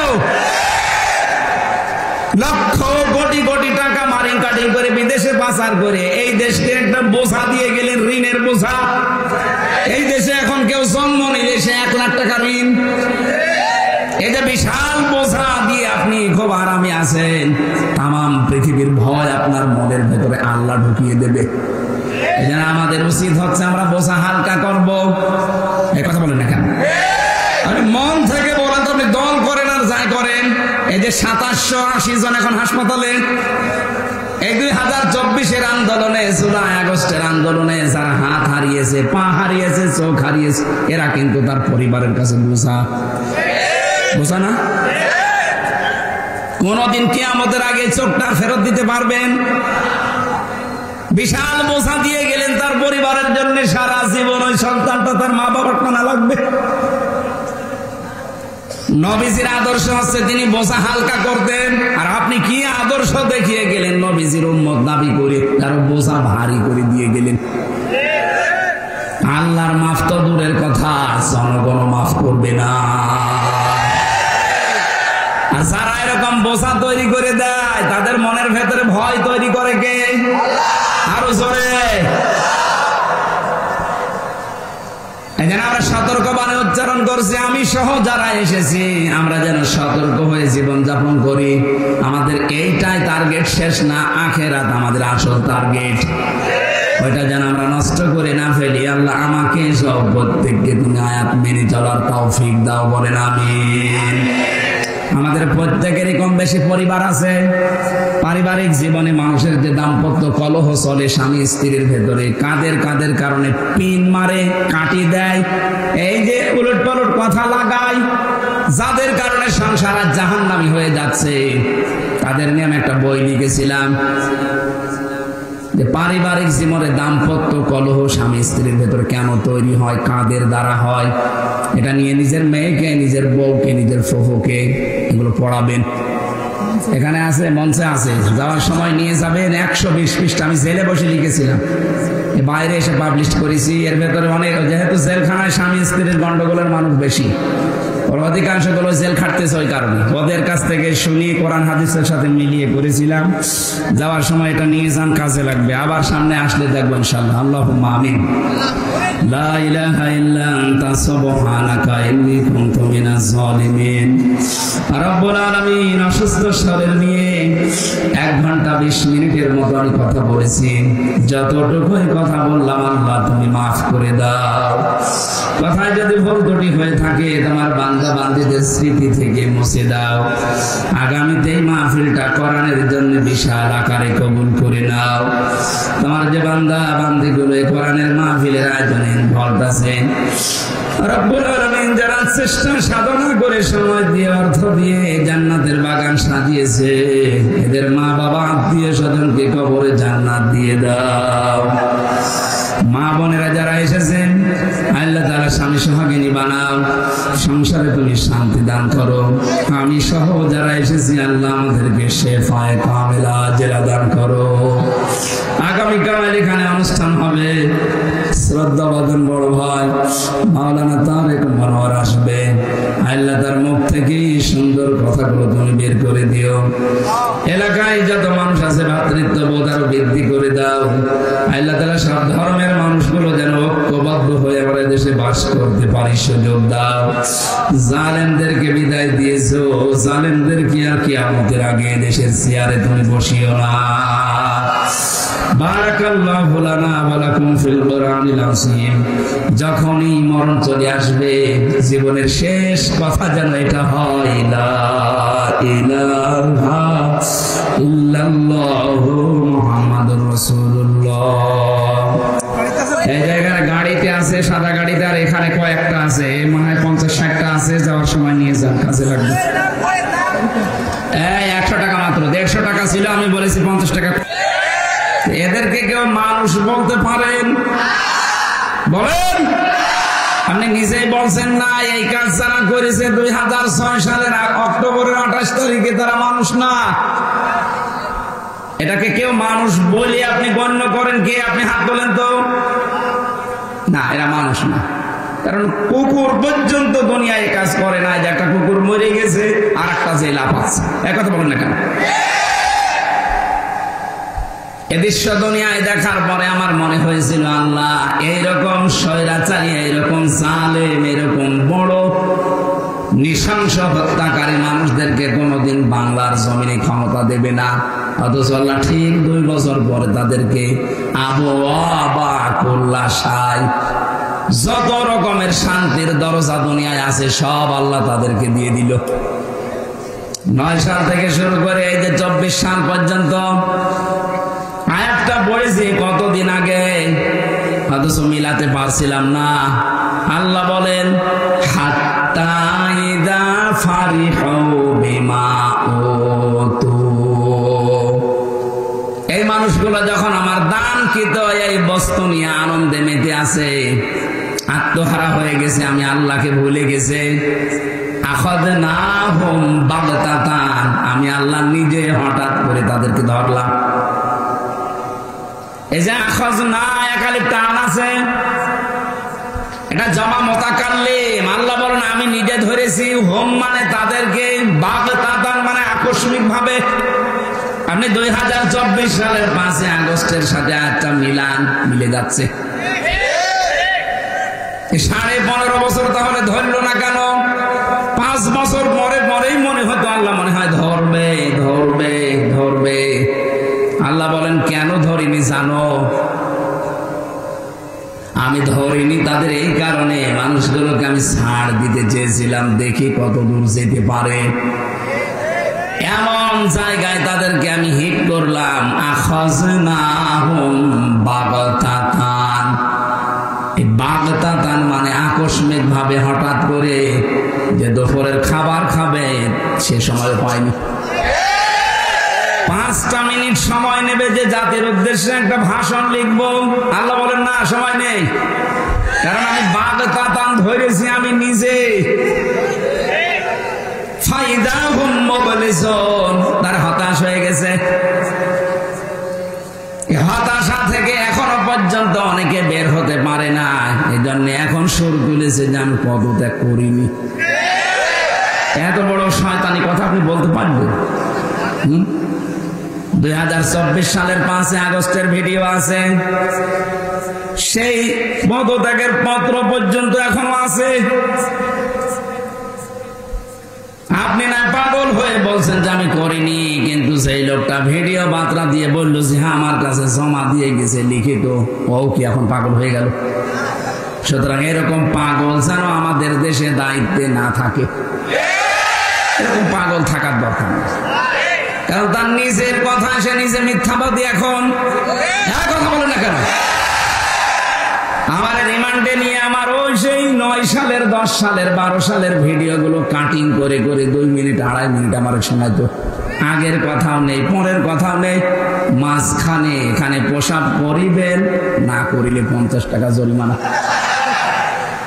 এইরকম বিষয় দিয়ে দিয়ে আমার যেমন মানসিক যন্ত্রণা দিয়েছিলেন। আমার মনে হয় যে মানুষগুলো এখন 24 সালের 5 আগস্টে বললেন যে এই যে পদত্যাগ পত্র সই করা, স্ট্যাম্প করা দুনিয়ার মানুষ দেখেছে, কত পত্রিকা, কোন টিভি মিডিয়া দেখেছে। হঠাৎ করে আপনাকে কোন পাগলে কামড়িয়েছে? এখন কোন কারণে আপনি এইটা বলছেন যে না আমার কাছে কোনো দলিল নেই? আমার মনে হয় না কেউ ঠিক আমার মতো রিমান্ডে নিয়ে এটা দেখানোর দরকার। এই দেখে এনা তার কাট সাট করা লাগবে না, আসলটা দেখালেই হবে। যে দেখেন আমারে তো এইটাই দেখিয়ে বলেছিল যে আপনি বলেছেন, হ্যাঁ বলেছি, কিন্তু আগের কথা কই? আমি তো কথা বলতাম তখন 1.5 ঘন্টা 2 ঘন্টা, আগের কথাও নেই, পরের কথা নেই, মাঝখানে 1.5 মিনিট 2 মিনিট হয়তো ওই রকম হয়ে গেল। শেষে পোশাক না লাগলেও বলে আমি করি, 50 টাকা জরিমানা দেওয়া লাগবে। আমার মনে হচ্ছে ওনাকে এখন এরকম কোন পাগলে কামড়িয়েছে। হঠাৎ করে আপনি কোথা থেকে সুর তুললেন যে আমার কাছে দলিল নেই? দলিল তো সারা দুনিয়ায় এখন আছে। আপনি তো মিথ্যাবাদী হয়ে যাচ্ছে, মানুষ আপনাকে কিন্তু পাগল বলবে। আর কোন পাগল দেশের দায়িত্বে থাকবে, দেশের 18 কোটি মানুষ মানবে না। এই মোবিলিজেশন হয়ে গেছে, ফাইদাহুম মোবিলিজেশন, পাগল হয়ে গেছে। হঠাৎ করে তারা হতাশ হয়ে পড়েছে। এই মানুষগুলো যে হতাশ হয়ে পড়েছে, এর পরের শব্দে আছে ফাকুতিয়া দাবিরুল কওমিল্লাযীনা যালামু। আল্লাহ বলে জালেমদের শিকড় আমি কেটে দিয়েছি। জালেমদের যেহেতু শিকড় কাটা হয়ে গেছে, আর পৃথিবীর ইতিহাসে এটাই বলে কোন স্বৈরাচারের পতন হওয়ার পরে সে আবার ঘুরে দাঁড়িয়েছে, পৃথিবীর ইতিহাসে নেই। আপনি হিটলারের দিকে তাকান, কথা বলছেন কেন? পৃথিবীর ইতিহাস আমি যত পড়েছি এবং আমার যতটুকু জানা আছে, কোন স্বৈরাচার বিদায় নেওয়ার পর, পতন হওয়ার পর সে যে আবার ঘুরে দাঁড়িয়েছে পৃথিবী বলে না। সুতরাং যে স্বৈরাচার বিদায় নিয়েছে ও ঘুরবে বিশ্বাসও করি না। যারা এখনো আশায় বুক বেঁধে আছেন, নিজের ভবিষ্যৎ নষ্ট করবেন না। এখনো পর্যন্ত চায় আছেন, যদি জনগণ জেনে ফেলে যে আপনিও এখনো ঠ্যাং ভেঙে ফেলবে। আমরা তো এই জন্য মাওলানা মামুনুল হক জেল থেকে বের হয়ে বারবার বলছে যে দেশে যারা জালেম ছিল, জালেমদের আপনারা তালিকা করে করে ছবি দিয়ে মোড়ে মোড়ে টাঙিয়ে দিন, এরা যেন কিয়ামতের আগে আর ঘুরে দাঁড়াতে না পারে। আমরা চাই এদেশে সবাই যেভাবে অধিকার নিয়ে বাস করে সবাই বাস করবে, শুধু আপনার দল করলে আরামে থাকা যাবে। আর আমরা কি ভেসে এসেছি? এজন্য ক্ষমতা দিলে আমার আল্লাহ তাদেরকে এই দুনিয়াতে শান্তি স্বস্তি একেবারে কিয়ামত পর্যন্ত দিয়ে দেবে, সম্মান না এরকম কথা নেই। বরং ক্ষমতা দেওয়ার পরে অনেককে আল্লাহ এমন অপমান করেছে, এই অপমানের কোনো শেষ নেই। ওয়ালাহুম আযাবুম মুহিন। আল্লাহ বলেন অপমানজনক শাস্তি দিয়ে ঘিরে ফেলেছি। পৃথিবীর ইতিহাস এটা পাল্টাবে না। 100 বছর পরে হয়তো এখানে আমরা কেউ থাকবো না, কিন্তু ইতিহাসটা লেখা হবে। দেখেন 2-4 বছর যাক, এই জালেমদের 15.5 বছরের ইতিহাস ঠিক পাই টু পাই ওই এজিদের মতো লেখা হবে। এজিদকে 1500 পরে যখন এমন মানুষ এখন ঘৃণা করছে, জালেমদের ইতিহাস যখন লেখা হবে তখনও মানুষ পৃথিবীতে যারা থাকবে তারা ঘৃণা করবে আর বরদোয়া দেবে। এখন যদি কোন হিন্দুকে এলাকায় বাস করে যারা হিন্দু বলে যে ভাই আপনার ছেলে হয়েছে 10,000 টাকা দেবো, ছেলের নাম এজিদ রাখেন, নাম হইল গালি একটা। এরকম সময়ও পৃথিবীতে আসবে যাদের নাম অনেক সুন্দর সুন্দর, এই নামগুলো আল্লাহ গালি মানিয়ে দেবে। এটা পৃথিবীর ইতিহাস। আল্লাহ বলেন ইতিহাসের কসম দিয়েছে, পৃথিবীর সব কিছু উলট পালট হয়ে যেতে পারে, ইতিহাস কিন্তু মানুষ এটা সত্যকে সব সময় চেপে রাখে, ওগুলো সময় হলে বাস্ট করে দেয়। এজন্য আমরা এমন কোন কাজ যেন না করি, ইতিহাস আমাদের আস্থা করে যেন নিক্ষেপ না করে। এজন্য ক্ষমতা পেলে আপনি শান্তিতে থাকবেন, আপনার সম্মান বৃদ্ধি হবে না, এটা মিথ্যা কথা। কোরআন বলছে ক্ষমতা দিয়েও মানুষকে অপমান করতে পারে। আমরা সম্মান কোথায় পাওয়া যায় সেই দিকে এগিয়ে যাবো ইনশাআল্লাহ। আজকের আলোচনার বিষয় সতর্কতা। কি বললাম? এই সতর্ক বাণী দিচ্ছে কে? সূরা শুআরা থেকে একটা আয়াত পড়েছি। আল্লাহ সতর্ক বাণী দিচ্ছেন আমাদেরকে।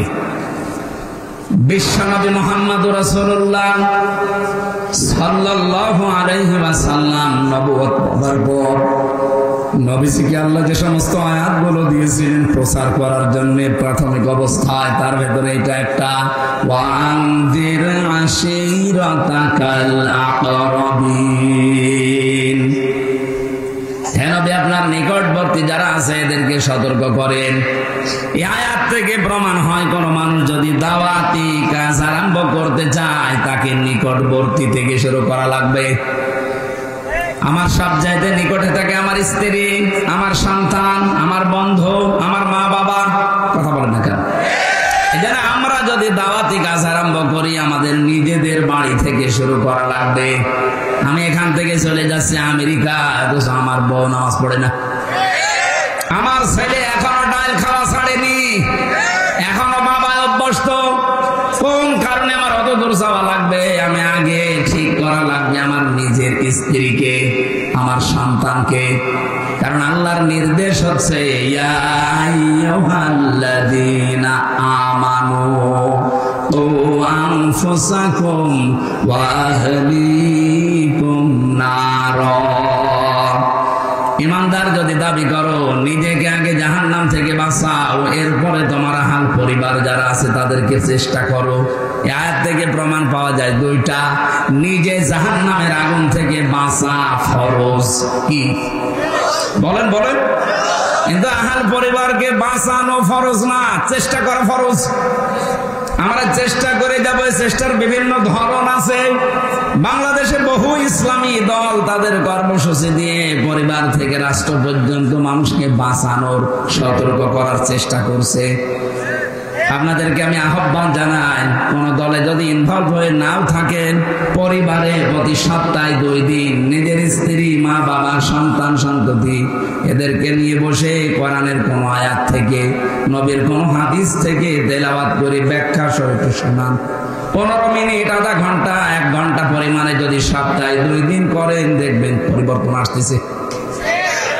নবীজিকে আল্লাহ যখন এই আয়াতটা দিলেন, বিশ্ব নবী ফিরে আসলেন, সর্বপ্রথম তার নিজের স্ত্রীকে আল্লাহ নবী দাওয়াত দিয়েছিলেন, সঙ্গে সঙ্গে স্ত্রী দাওয়াত কবুল করেছেন। শুধু করেন নাই তা না, 5টা জিনিস হযরতে খাদিজা বলেছিলেন নবীকে। এখানে আমরা যারা স্বামী আছি,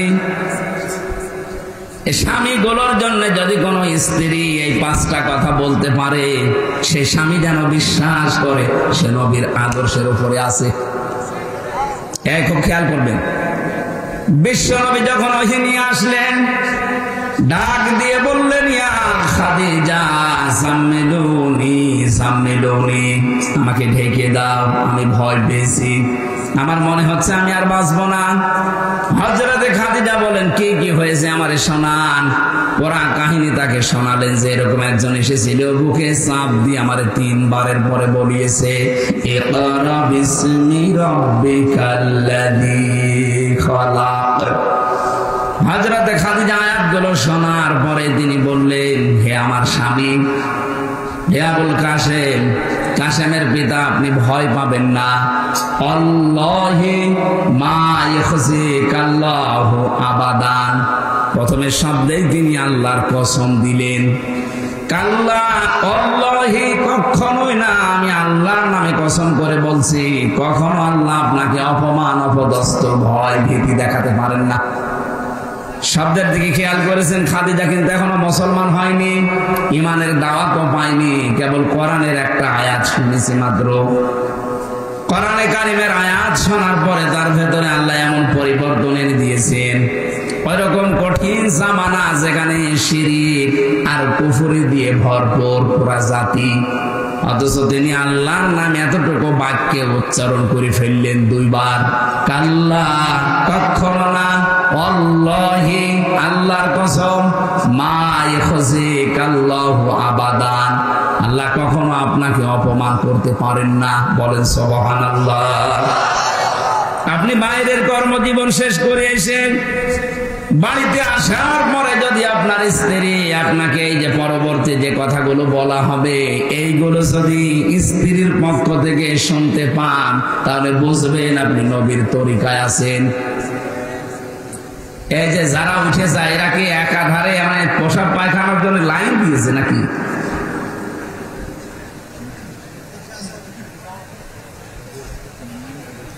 আমি শেষ করে দেব না, একটু ওঠাউঠি করলে সমস্যা হয়। ওঠা যাবে না ভাই, আপনার একটু কষ্ট হলো, একটু সময় থাকেন। কালকের পরের দিন এখানে আপনি যত মাইকিং করেন, এ মানুষ পাবে না।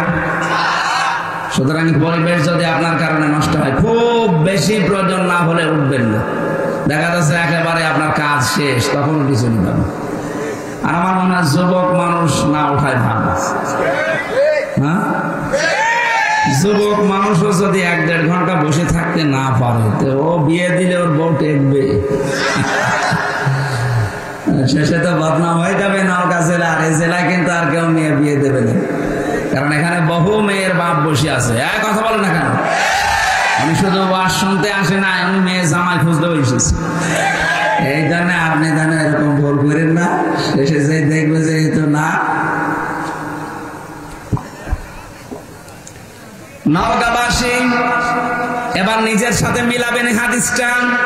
খাদিজাতুল কুবরা রাদিয়াল্লাহু তাআলা আনহা তিনি বলেছিলেন, হে আমার স্বামী, ইন্নাকা লা তাসিলুর রাহমা, আপনি তো রক্তের সম্পর্ক ঠিক রাখেন, আপনি তো রক্তের সম্পর্ক নষ্ট করেন না, তাহলে আল্লাহ আপনাকে ভয় দেখাবে কোন কারণে?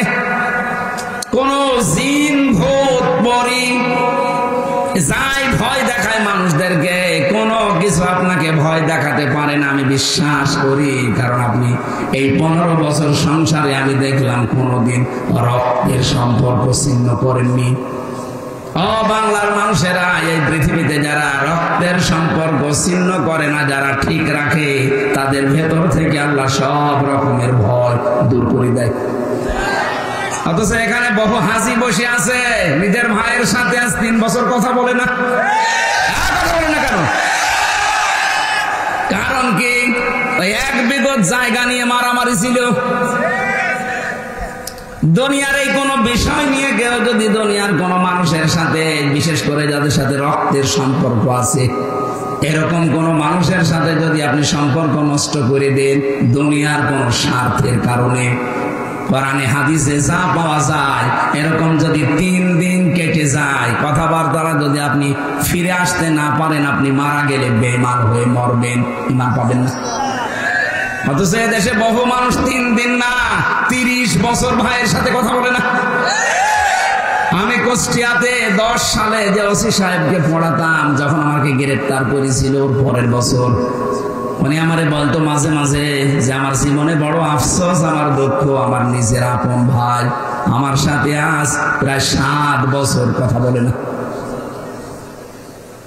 কারণ কি? কারণটা হচ্ছে যে জমি ভাগ করার সময় মাত্র 1 বিঘত না 1 হাত জমি যেন একটু বেঁধে গিয়েছিল এই নিয়ে।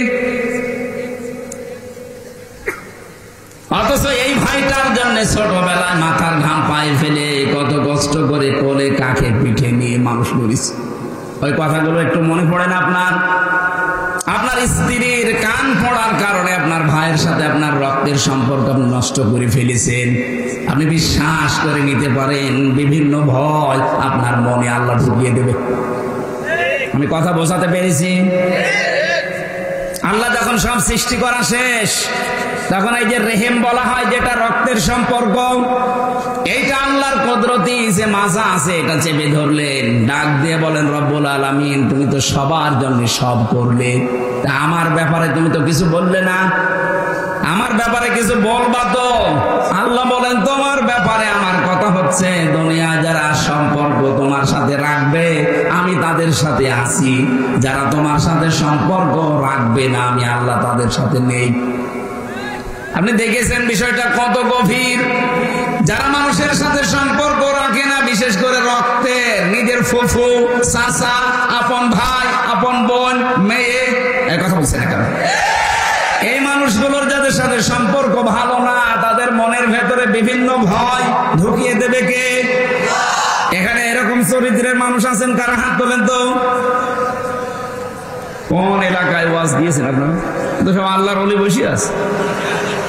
আমার হয় এলাকায় আগামী বছর আর ওয়াজ দেবেন না, আগামী বছর গান দেবেন। এই ভালো মানুষের সামনে ওয়াজ করে লাভ আছে?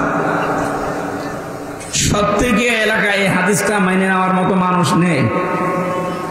রক্তের সম্পর্ক যদি সত্যি আপনার খারাপ হয়, আপনার নামাজ, আপনার রোজা, আপনার হজ করা সব মাঠে মারা যাবে, কিচ্ছু হবে। কারণ আল্লাহ বলেন আমি সম্পর্ক কাট করে দেব ওর সাথে, তাই আপনি কার কাছে সওয়াব পাঠাবেন বলেন? আমি সহ যারা আছে, এটা আজকে থেকে মেনে নেওয়া যাবে না। আমার একটা বোন, আমার তো ভাই নেই, আমার ফুফু আছে কয়েকটা, চাচা আছে কয়েকটা। হ্যাঁ, সম্পর্ক নষ্ট করা যায় যদি আল্লাহর বিধান সামনে এসে যায়, দেখা যাচ্ছে না উনি আল্লাহর বিধানের বাইরে, ওই রকম চাচা, ওই রকম ফুফু, ওই রকম বোন না, ওরকম বাবা হলেও বাবাকে আর মানা যাবে না। এটা আমি বানালাম।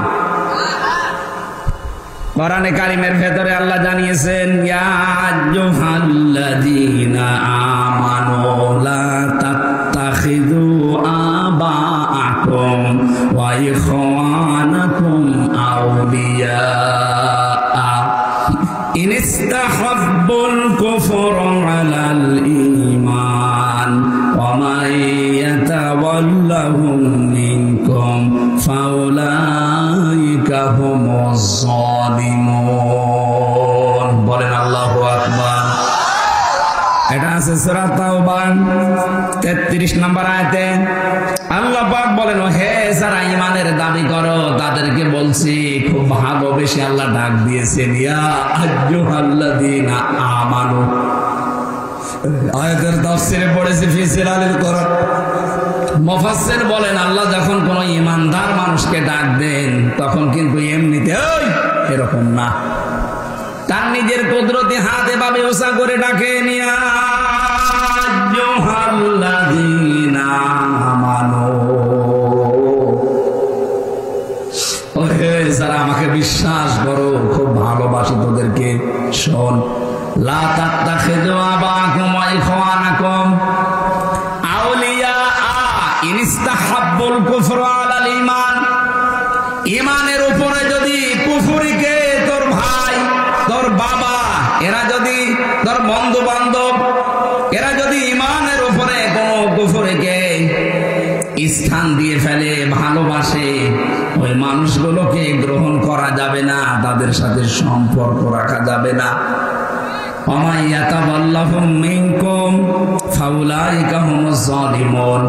এরপরেও যদি আমার কথা ওভারটেক করে তাদের সাথে সম্পর্ক রাখে, আমি আল্লাহ বলছি ওই মানুষগুলো জালেম।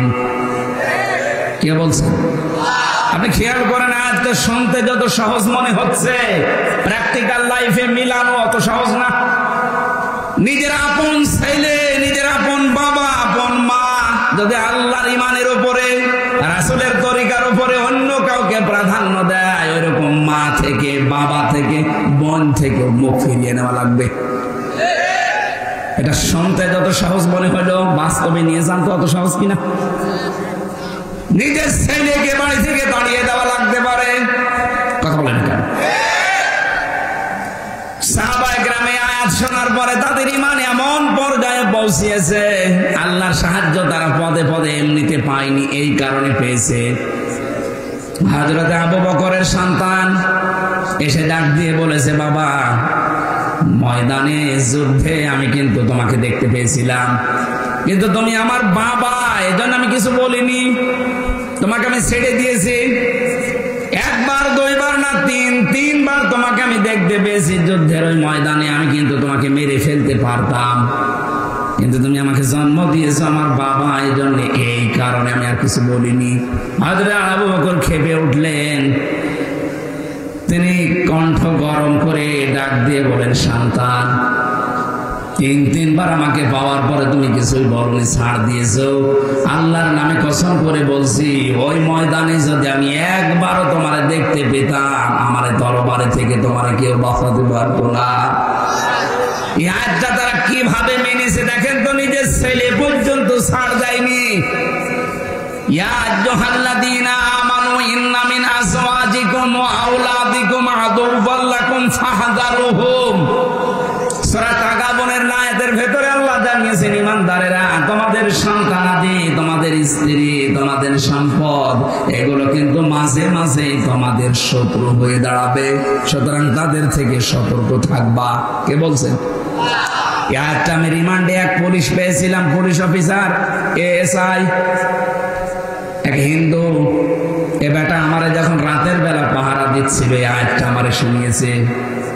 রাত 12টার পরে উনি আসলেন, আমাকে ডাক দিয়ে বলছেন, হুজুর, আপনি আলেম মানুষ, আপনার নাম আমি শুনেছি, ওর বাড়ির রাজবাড়িতে। আমার বলছে, একটা আয়াত পড়ি, আপনি দেখেন তো কোনটা। আমি তো হাফেজ, আমার সব আয়াত মুখস্থ আছে। দেখলাম সূরা তাগাবুনের এই আয়াতটা আমারে পড়ে শোনালো, তেলাওয়াত ভালো। কিভাবে কি? আমার বলছে, আমি মিশনে ছিলাম, মিশনে যাওয়ার পর একটা মুসলিম দেশে গিয়েছিলাম, যে এক হোটেল খাবার খেতে যেতাম, ওই হোটেলের যিনি মালিক, ওর ছেলেকে বয় বানিয়েছে, হোটেল বয়। আমি খাবার খেতে গেলে উনি হোটেলের যে চেয়ারে বসে আছে, টাকা গুনতেছে, অথচ ছেলেটাকে বলে পানি দে, খাবার নিয়ে আয়, রুটি নিয়ে আয়। একদিন, 2 দিন, 3 দিন, এভাবে 2টা বছর আমি ছিলাম। তাদের ভাষা আমি আয়ত্ত করে ফেলেছি। ওনারা জিজ্ঞাসা করলাম, একদিন যে ছেলেটা শুনলাম যে আপনার নিজে, আপনি কি করে রেখেছেন? এত ধনী মানুষ, হোটেলের মালিক, আর ছেলেকে বানিয়েছেন হোটেলের বয়, আপনার কি বুদ্ধি শুদ্ধি নেই? উনি জিজ্ঞাসা করছেন যে আপনার বাড়ি কোথায়? বলে জেতুমিন বাংলাদেশ, আমি বাংলাদেশ থেকে এসেছি। তখন ওনার ভাষা দিয়ে ওনারে জানিয়েছে যে আপনি বাংলাদেশের মানুষ।